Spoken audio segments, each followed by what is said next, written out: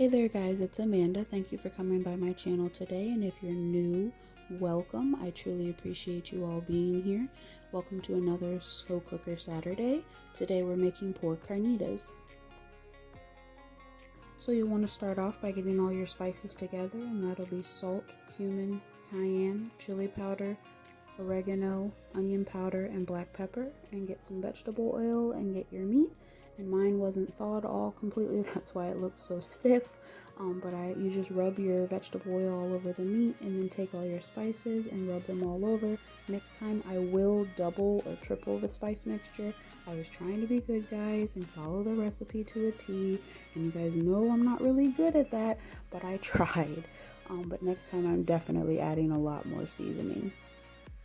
And then once you're done seasoning your meat, you'll put it in a bowl and cover it and put it in the fridge for overnight or another day or two. Mine stayed in for a day or two because we wanted it to marinate and we had a lot of things going on, but you'll cook it on low for 8 to 10 hours in your crock pot. And it was so tender and juicy and great. I did cook it for 10 hours, but it was done before then. But I don't mind it cooking in those juices. As you can see, I had some trouble trying to get it out of the crock pot because it was so tender. But yeah, it just fell right apart. It was so easy to just break up. I really didn't even have to put any effort into it.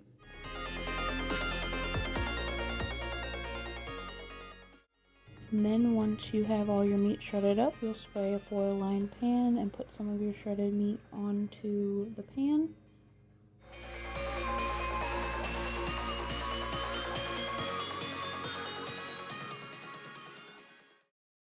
The meat was tender and tasted great. We just felt like it needed a little bit more oomph. So we did make that spice blend again by just sprinkling all the spices on top of the meat and mixing it in. And then you do want to take some of that excess juice from the crock pot and sprinkle that over that as well. And then take some lime juice and sprinkle it over. You could use limes, which that's what the recipe called for, but I didn't have any. I just had lime juice, so I used what I had. You will then want to broil this in your oven for about 5 minutes until it's crispy on the top. I decided to make an easy corn side. It's just a can of corn that I've drained, and then I added paprika, and then I added garlic powder, salt, pepper, onion powder, parsley, minced garlic, some chopped up white onions, and chili powder. And I just heated this on the stove over medium heat until it was heated through. The recipe for the pork carnitas will be linked below. The corn recipe I kind of just threw together in this video actually.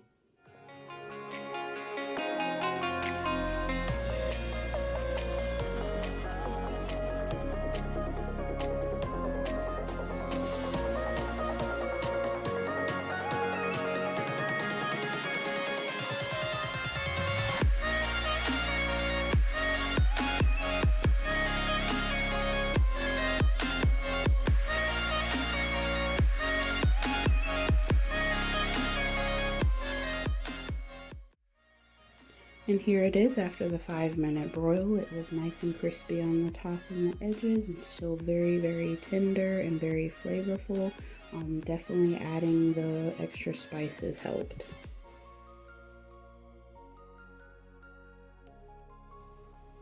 And of course the corn is done, and we also decided to make a box of just some easy Spanish rice to go along with it.